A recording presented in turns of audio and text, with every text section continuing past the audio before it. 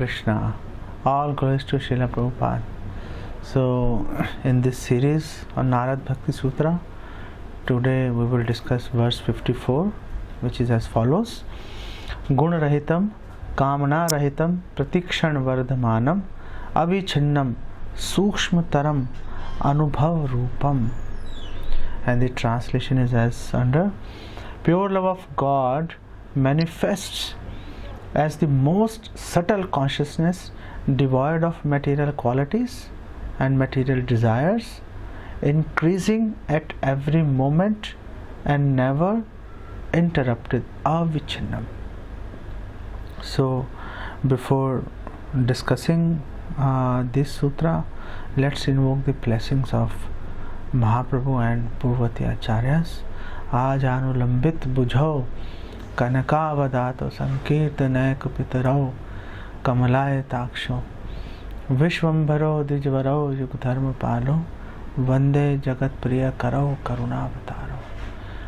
वंदे श्री कृष्ण चैतन्य नित्यानंदो सहोदितो गौरोदय पुष्पंदो चित्रो छंदो तमोदो पंचतत्वात्मकं कृष्णं भक्त रूप स्वरूपकं भक्तावतारम भक्ताख्यम नमामि भक्ति शक्तिकम। श्री कृष्ण चैतन्य प्रभु नित्यानंद श्री अद्वैत गदाधर शिवासदि गौर भक्त वृंदा। हरे कृष्ण कृष्ण कृष्ण हरे हरे, हरे राम राम राम हरे हरे। वैराग्य विद्या निज भक्ति योगा शिक्षार्थम एकः पुरुषः पुराणः। श्री कृष्ण चैतन्य शरीरधारी कृपाम्बुधिर्यस्तम अहम प्रपद्ये। हरे Krishna. So we are in the fourth chapter of Narad Bhakti Sutra, which started from 51st verse.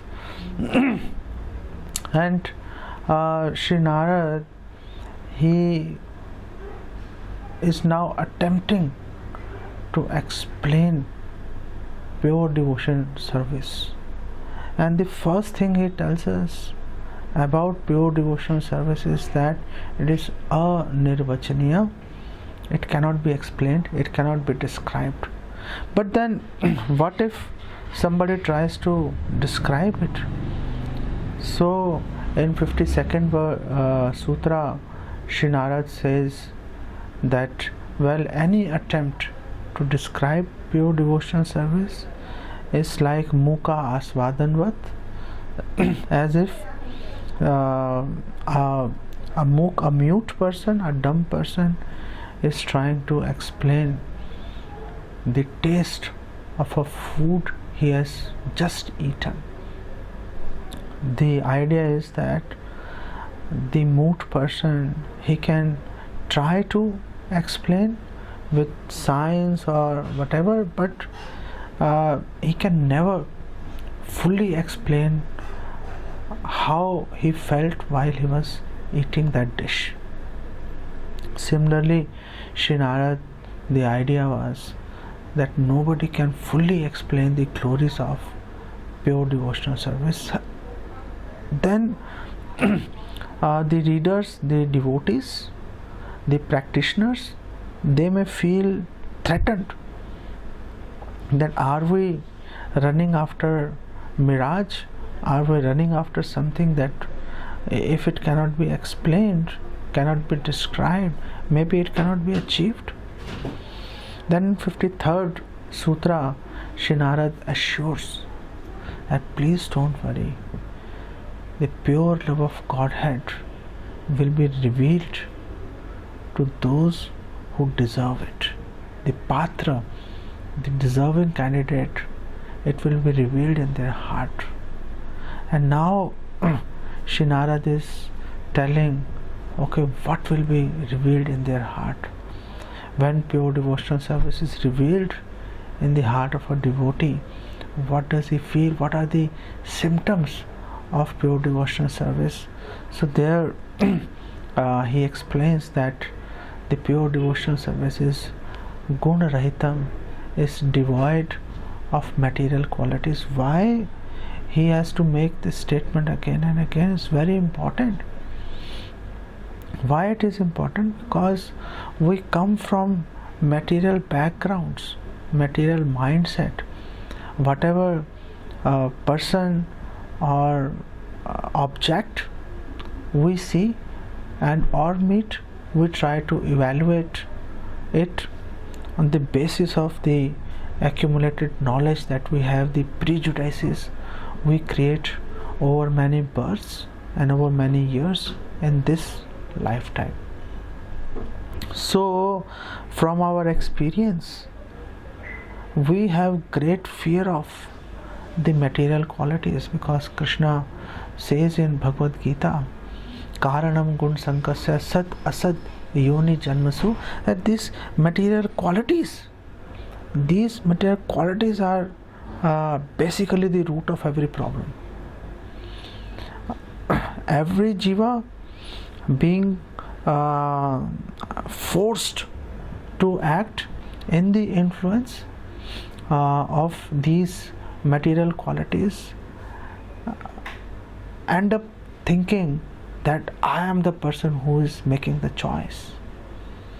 Prakrte kriyamanani gune karmani sarvashah ahankar vimuratma karta aham iti manyate. Once we take the association of these material gunas or qualities, rajoguna, satoguna and tamoguna, then we can no longer detach ourselves.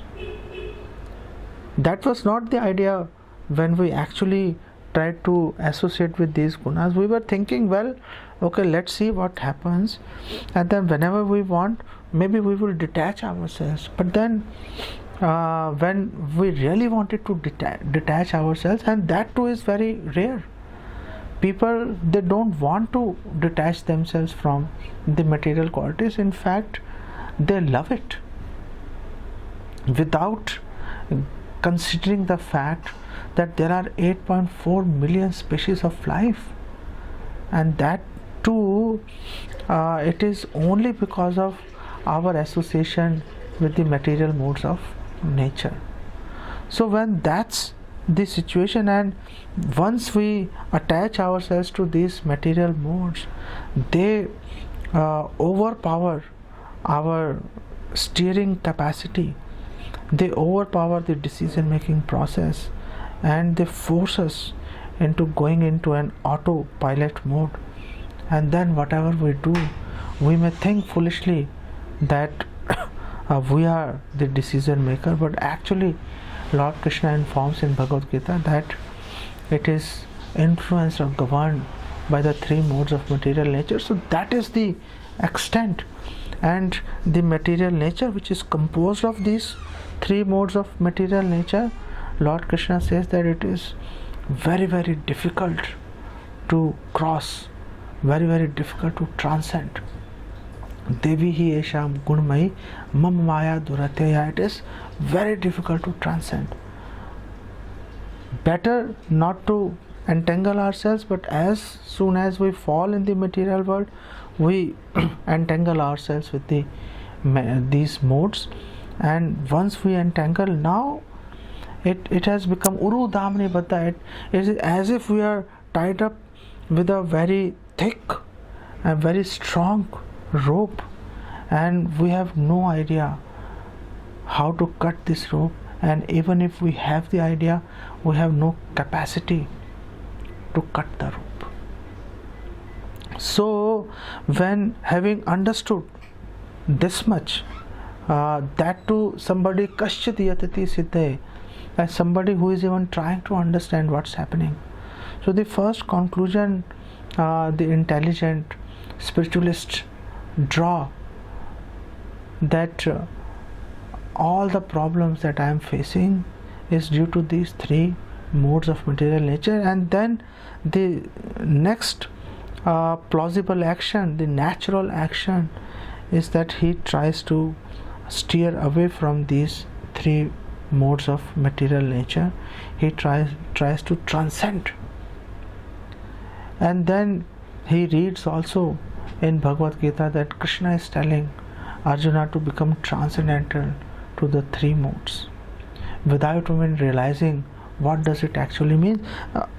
Natural tendency because of so many problems being faced, the natural tendency of a spiritualist is to whenever this term comes, transcending the modes of material nature, that you detach yourself and reach a neutral state where the three modes of these material nature are not acting anymore. And that mode, that neutral state, is called Brahmjyoti, impersonal liberation. So for a spiritualist, for him, once that spiritualist feel frustrated from dharma, artha, kama, so next natural step is to look forward to this moksha, impersonal liberation. And for him, guna rahita means actually the qualities do not exist at all. But when Krishna says that transcend nistraya gunya bhava Arjuna, oh Arjuna, you transcend the three modes, actually what he means is that you situate yourself in Vishuddha Sattva, that this Satogun without any contamination of Rajogun and Satogun, Rajogun and Tamogun. So that's the idea, but unless somebody is guided by an experienced and realized spiritual master or a senior Vaishnava, generally somebody tends to take that, reach that conclusion and then direct all his or her efforts to achieve that. The primary reason why somebody only looks at impersonal realization or liberation is because apparently this person has not exhausted all his or her sins, or they do not have sufficient stock of pious activities. That is why, because since their anarthas have not been vanquished, so they could never detach themselves from raga and dvesha, ichcha and dvesha, sarge yanti parantapa, and they get into this mode of taking birth and facing death again and again and again, bhutva bhutva praliyate. They always are entangled and they are doing all the efforts to get away from this and enter into a neutral state where at least they don't have to be born and face death every time. However, Bhagavatam says that even though vimukta manena, even though somebody thinks that they are liberated, and how they have become liberated, arohya Krishna in Parampadam, that by the dint of their austerities and sadhana, now they have achieved Parampadam. They have achieved the topmost goal which is achievable. And because they are avishuddha buddhya, because their intelligence is contaminated, it's not pure, that is why they fall down because of anadrit yushma dangraya, because they disrespect the lotus feet of Krishna. That's what it happens. So what it means to transcend the three modes of material nature is to, as I said, situate yourself in Vishuddha Sattva, and in Vishuddha Sattva is not devoid of qualities. In fact, Vishuddha Sattva is full of transcendental qualities, and Krishna reveals those transcendental qualities through his innumerable gunas or qualities he has. So whether everyone can realize that? Well, everyone can realize based on their bhava, based on their qualification and the kind of rasa they are developing, like dasya, Sakhya, Vatsalya and Madhurya. And somebody who wants to relish, who wants to serve Krishna in servitorship, well, they will be completely satisfied, relishing the qualities of Krishna that way. And same is true for those devotees who want to serve Krishna in a friendship relationship, and those who want to serve Krishna in Vatsalya Bhav, whether as a father or as a son, and those who want to have Madhurya Ras, the conjugal relationship. And then within conjugal relationship also we know that there are Swakya and Parkya Bhav, and Krishna, serving Krishna as a husband is Swakya, and serving Krishna as paramour, as a lover, that is Parkya Bhav. And each devotee relishes that. Each devotee can experience based on their qualification and rasa, and it is explained in our shastras. Nishamya karmani gunan atulyan viryani leela tanubhi kritani yada ti harshot pulkashru gadgadam protkant udgayati rauti nirtyati. And this verse explains that gunan atulyam, that Krishna has atulya, that Krishna has innumerable and incomparable qualities. And those who are actually situated in devotional service, they are actually the Goswamis, and they are already liberated. They are already past the impersonal liberation. Why they are saying that they are already past that? Because the liberation, actually impersonalist liberation, means that it is devoid of all material kleshas or material miseries, and the person who is situated in devotional service, that to pure devotional service, is already beyond any material miseries. A pure devotee never experience any type of material miseries. So that is why here it is mentioned that this person who is situated in devotional service is already a liberated person, a mukta jiva. And then it says, when such a liberated or a pure devotee, when he hears the transcendental activities and qualities of the Lord, and then he hears them, and he hears the Lord's pastimes with his various devotees, then certainly that devotee feels various vikaras or various transformations in his body.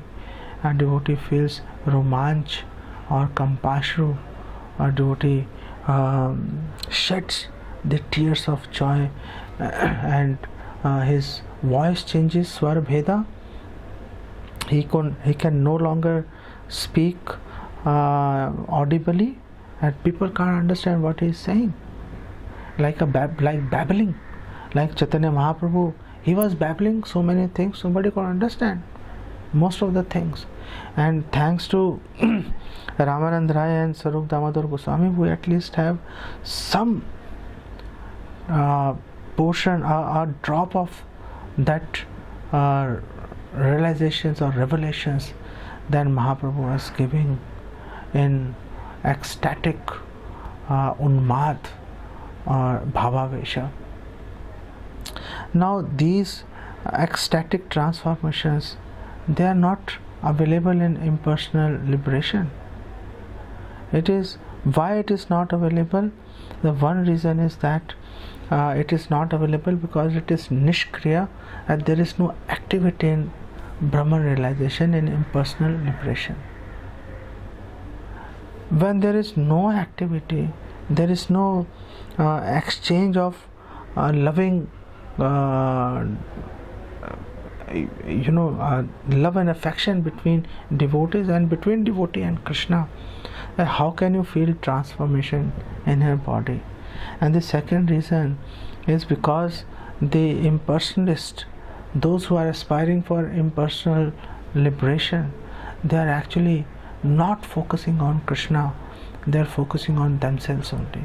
But then we find that there are many impersonalists, and they actually do Panchopasana. They worship Ganesha, Surya, Sun God, Shiva, Durga, and Vishnu.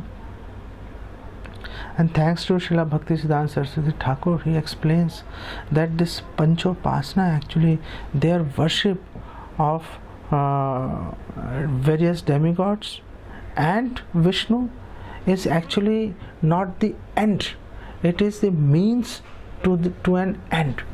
And when they feel that they have reached Parampadam, Aruya Krishnan Parampadam, when they have reached that elevated platform, they immediately give up worship of the idols. For them it is not Vigraha, for them it is idols, and the idols are basically meant to be used to achieve your end, and when your end is achieved, then it is no longer required. They discard simply that. So the Panchopasakas, even if they worship the Vigraha of Sri Krishna or Vishnu, it actually have no significance at all, because they are actually looking forward to reaching a situation where everything is a naught, everything is a shunya. So that is why their whole energy is focused on relieving themselves of material misery, and because they are focused on themselves, that is why they could never feel these transcendental emotions or transformations. So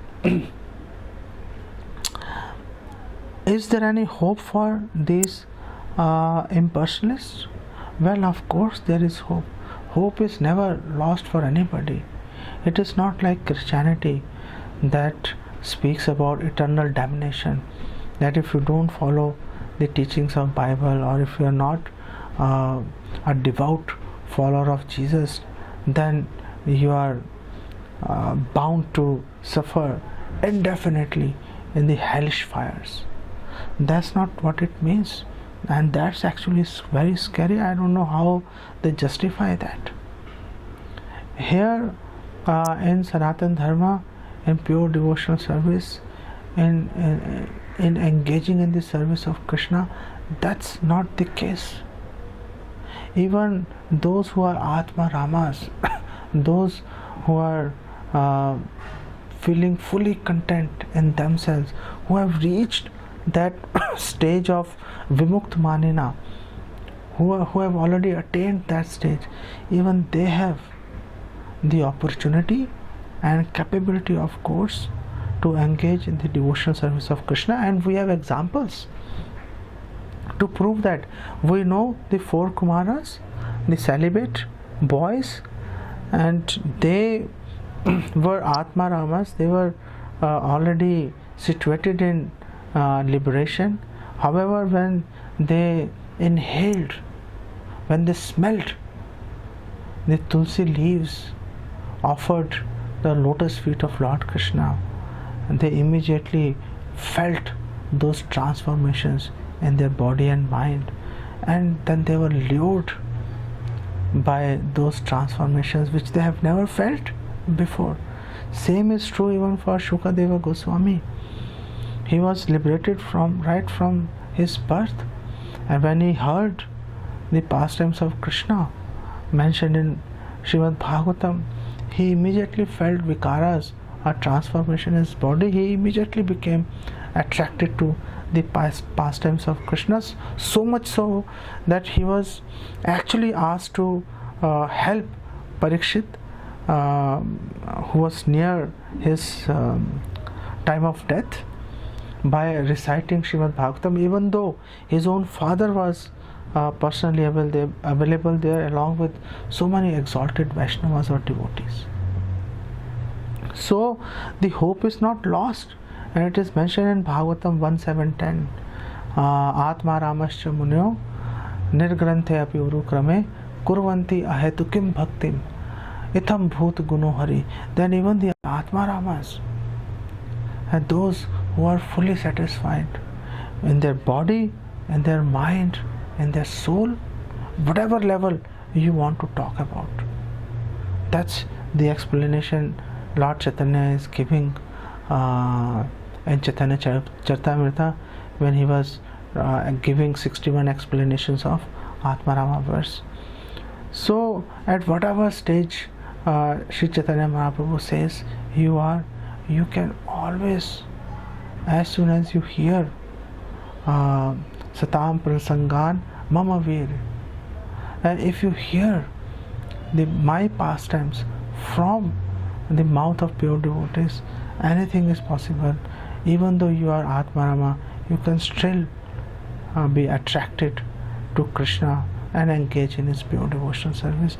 And we find no evidence that those who worship the Sakar form of Krishna, they ever get attracted to impersonal.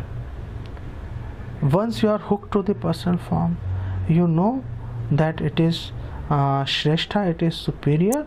Brahmano hi pratisthaham, Bhagavad Gita 14 chapter 27 verse, that the Brahm Jyoti is actually is ashrit on Krishna. It is situated on Krishna's strength only.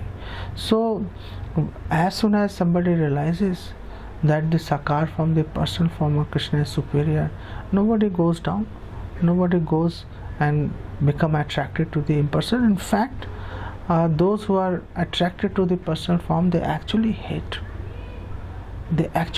impersonal liberation, and the impersonal liberation with folded hands they follow the pure devotee, and pure devotee never pays any attention to impersonal liberation. That's what it means, the Gun Rahitam. And Gun Rahitam doesn't mean devoid of any qualities, it means devoid of material qualities, and it means that abundance of transcendental qualities which are not at all affected by material modes. So this is as far as the Gun Rahitam is concerned. The another thing is Sukshmatar. Sri Narad is saying that pure devotional is Sukshmatar, and Krishna informs in Bhagavad Gita that the most subtle item, the Sukshma Vastu in this material world is Jiva, and Krishna says, I am the Jiva. Why Krishna says I am the Jiva? Because the Jivas are part and parcel of Krishna. Mame Vansho Jiva Loke Jivuta Sanatana. All the Jivas, they are my parts and parcels only. So Krishna admits that, and on the strength of that, Krishna says that all the Jivas are basically, they are myself only, that I am Sukshma. However, okay, while we are at Sukshma, so somebody who realizes this Sukshma, that person attains impersonal liberation, and this is explained by Jiva Goswami in commentaries to Bhakti Rasamrita Sindhu. There Jiva Goswami says, Anvim Gatim, it means the minute or subtle goal, it refers to liberation. So as soon as somebody realizes itself, Brahmabhuta Prasannatma na shochati na kankshati. As soon as somebody realizes the self, that's the immediate result, that the person is no longer hankering for anything, he doesn't have any material desires. Well, everything is finished. You become situated in impersonal, in Brahm Jyoti, impersonal liberation. So that's Sukshma. That the Jiva is Sukshma, and as soon as the Jiva realizes itself, then he is situated in Brahmbhuta, situated in Brahman, and that is why Jiva Goswami says that Sukshma means actually liberation. And the devotion, he further explains that devotion is actually Sukshma Taram. Why? Because Krishna is even more subtle than Jiva. Aniyo Aniyam, that Krishna is smaller than the smallest. Nobody is smaller than Krishna. Nobody is smaller than Krishna. But then, so somebody who is Sukshmatar, somebody who is habituated now to feel or realize Sukshmatar, then why will somebody go to the grosser level at Sukshma? So that is why Srila Jiva Goswami explains that the devotee, they disregard impersonal liberation. That's the basically whole logic. Another reason of Sukshmatar, Jiva Goswami explains in the same purports of Bhakti Rasamrita Sindhu. He says, according to another explanation, Anvim Gati means the subtle or difficult to understand. That it is very difficult to understand the self. If something is Sukshma, then you have to be extremely intelligent. You have to be kushagra to be able to decipher what actually it means. And thankfully, Sri Narad has informed us in 3rd chapter of Narad Bhakti Sutra that pure devotion and the association of pure devotion is agamya, is extremely difficult to understand. So a pure devotion is actually more subtle from this angle also, is more subtle than the Brahman realization. That is why Sri Narad here is using the term Sukshmatar. It is all very scientific. It is all very scientific. Maybe we sometimes we figure out why it is mentioned, sometimes you don't, but then we always have to have that faith that whatever our acharyas are saying, it actually is the most sensible thing to mention. We may or we may not understand, we may or we may not have those mental faculties, that kind of intelligence, that kind of mercy to be able to understand, but that inherent faith will take us through that difficult time when we face that. However, a question is raised, and Srila Bhaktivinoda Thakur raises the question that if pure devotion and if Krishna, if he is Sukshamtar, he is more subtle than the most subtle, then how can somebody even see him? How is it possible to see him? Whether it is possible to see him, and then he gives the answer and he quotes the verse from Brahma Samhita, and it is very, very important that to really know that whatever our acharyas, right from Srila Prabhupada, Bhakti Siddhanta, Bhaktivinoda Thakur, Krishnadas Kaviraj Goswami, Vishwanath Chakravarti Thakur, Baldev Vidyabhushan, anybody you see, Sridhar Swami, anybody you see, whatever they say, they back it up with evidence from scriptures. Rupa Goswami, Bhakti Rasamrita Sindhu, you see, Bhakti Rasamrita Sindhu, Rupa Goswami is discussing so many transcendental qualities of Krishna, and for each quality he is giving evidence from the scriptures. So that's very important, that whatever we speak, we must back it up from scriptural references. Otherwise, why would somebody believe us? I once met a person, and he told me he was associating with this Brahma Kumaris, and I asked him, what made you interested in Brahma Kumaris? So he said, well, the first thing that I really liked about them is that they are saying, don't trust Bhagavad Gita Bhagavatam. So then I asked him this simple question, that these scriptures, Ramayana, Bhagavad Gita, Bhagavatam, they have faced the test of time for millions of years. Ramayana, Bhagavad Gita, Bhagavatam, they have helped the Indians to face the atrocities of Muslims and Christians, and their faith was unwavered, and by the strength of these scriptures they came unharmed. They faced so many problems, but then they continued to keep their faith in God on the strength of these scriptures. And if you say that these scriptures withstood the test of time, you are saying you discard them, wherein so many sadhus, so many Mahatmas have shared their realization based on millions of thousands years of tapasya. You are saying you discard them, and to follow somebody, maybe he did austerities for 10, 20, 30 years, to follow him, an upstart, that's your idea of the most attractive thing you find in with this Brahma Kumaris? He had no answer.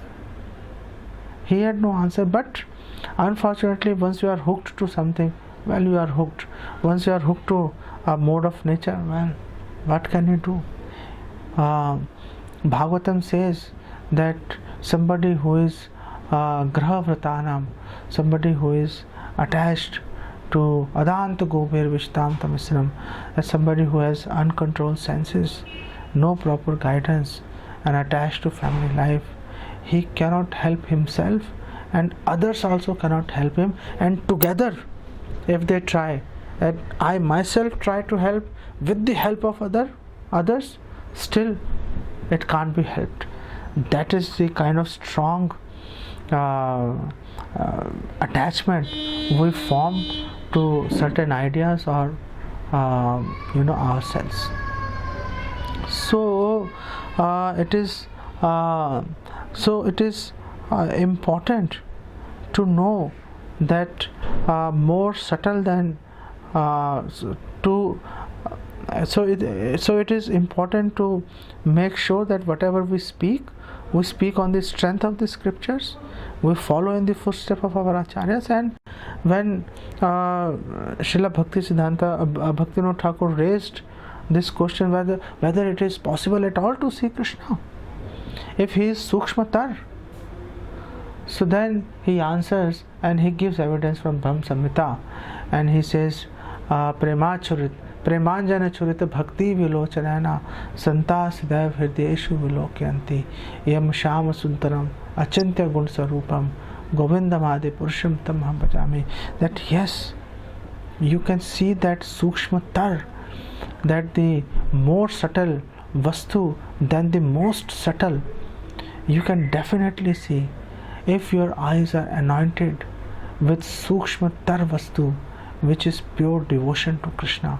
So if we are engaged in pure devotion to Krishna, we can definitely, as confirmed by Bhaktivinoda Thakur, we can definitely visualize, we can definitely perceive Krishna in our heart, and not for a split second. We can always Santa Sadaiv Hirdeshu Vilokyanti, we can always visualize Krishna within our heart. That's the greatness of pure devotional service, and that is why it is incumbent upon all of us to strive very hard to attain pure devotional service, whatever is the cost. So we'll stop here. We have not been able to discuss all the symptoms here. We'll continue tomorrow with discussing the remaining symptoms of pure devotional service, and then we'll conclude. All glories to Srila Prabhupada.